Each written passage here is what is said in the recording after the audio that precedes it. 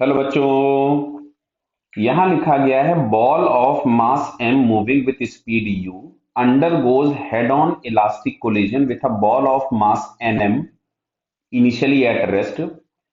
The fraction of incident energy is transferred to the second ball. मतलब हम लोगों को सेकंड वाले बॉल की वेलोसिटी फाइंड करनी है कुछ भी करके। ठीक है, चलिए। तो यहाँ पे जैसे हम लोगों को दिया गया है पहले से कि ये बॉल है जिसका मास m है, ये किसी भी वेलोसिटी u से आ रही है, और ये एक जो दूसरा ऑब्जेक्ट है जिसका मास हम लोगों को nm दिया हुआ है, ये स्टेशनरी है। क्लियर। तो अब देखो हम लोगों के पास एक रिलेशन होता है जिस रिलेशन से most of the one dimensional collision के प्रॉब्लम सॉल्व हो जाती है। तो रिलेशन क्या होता है, तो देखिए मैं लिख दे रहा हूं यहां से v1 इज इक्वल्स टू, देखो इसको मैं याद करने का तरीका भी आपको समझा देता हूं। यहां पे हम लोग लिख लेंगे u1 और यहां लिख लेंगे u2। क्लियर बेटा। दोनों के डिनोमिनेटर में लगा दीजिए m1 प्लस m2। क्लियर। क्योंकि ये फॉर्मूला याद है तो अपना काम बन जाएगा बहुत सारा। क्लियर है। अब देखो, अगर इनिशियल वेलोसिटी और फाइनल वेलोसिटी दोनों सेम है तो पहले वही वाला मास रख दीजिए जिसकी वेलोसिटी है, और अगर आपके पास फाइनल वेलोसिटी किसी और की और इनिशियल वेलोसिटी किसी और की है तो जिसकी इनिशियल वेलोसिटी है उसका मास रख दीजिए।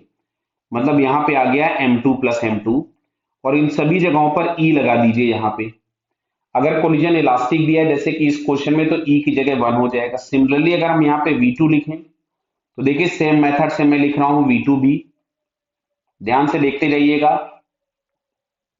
तो यहाँ पे डिनोमिनेटर में तो सभी जगह पे m1 प्लस m2 फिर से कर दीजिए।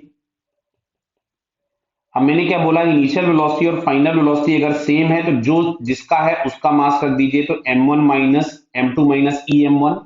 और अगर इंटर उल्टा हो जाता है, वेलोसिटी एक की फाइनल है दूसरे की इनिशियल, तो जिसकी इनिशियल है केवल आपको उसका मास रखना है।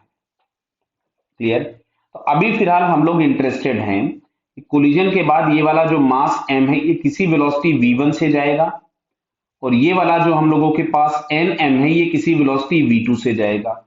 तो अभी आपको बोला गया है कि कितना एनर्जी ट्रांसफर हो रहा है, मतलब हम लोग केवल v2 में इंटरेस्टेड हैं, तो हम लोग इस वाले रिलेशन को यूज करते हैं।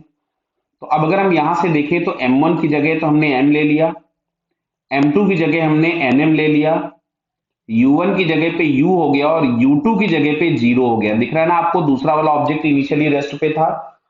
तो अगर u2 0 हो गया, अब इस वाले टर्म से हमको कोई लेना देना नहीं है, तो v2 बराबर मिलेगा आपके पास m, और e भी 1 था, अपॉन m प्लस m2 की जगह आपके पास आ गया nm इंटू u। क्लियर है। तो ये शायद हम लोगों को दिख रहा है कि हम लोगों के पास ये हो जाएगा 2 times u upon 1 plus n। समझ में आ रहा है क्या? क्यों? ये m प्लस m 2m हो जाएगा और m से m कॉमन कैंसिल कर दीजिए। तो काइनेटिक एनर्जी अगर हम फाइनल देख रहे हैं किसकी, m2 की, तो that is half m2 v2 square, जो कि आपको मिलेगी 1/2 m2 की जगह पे nm, और v2 की जगह पे आपके पास मिलेगा 4u square upon 1 plus n का स्क्वायर। क्लियर है क्या? बराबर। इसको चलो अच्छा हम और अगर सिंप्लीफाई करें, पढ़ा रहने दो, ऐसे ही पढ़ा रहने दो। क्लियर है। ये हो गई काइनेटिक एनर्जी फाइनल। अब अगर हमको यहां से काइनेटिक एनर्जी इनिशियल चाहिए थी तो मिल जाएगी हाफ m1 u स्क्वायर। तो m1 की जगह पे तो m है और u की जगह पे u है। अब आपसे बोला गया था कितना रेशियो ट्रांसफर हुआ, तो हम यहां से लिख सकते थे kinetic energy final minus upon kinetic energy initial. तो यार आता 1/2 nm 4u square upon 1 plus n का whole square upon 1/2 m u square. तो देखिए 1/2 कैंसिल हो गया, m से m कैंसिल हो गया, u स्क्वायर से u स्क्वायर कैंसिल हो गया। तो यहां से हमारे आ रहा है 4n अपॉन 1 प्लस n का स्क्वायर। तो ये जरा ऑप्शन चेक करते हैं, 4n अपॉन 1 प्लस n का होल स्क्वायर। तो ये हम लोगों को यहाँ पे ये फोर्थ वाले ऑप्शन में दिख रहा है। Clear. So it's fourth answer is correct. तो ये दो रिलेशन आपको याद रहेंगे तो one dimensional head on collision के जितने प्रॉब्लम्स होंगे वो सारे हम लगा सकते हैं by using this relation. Clear बेटा?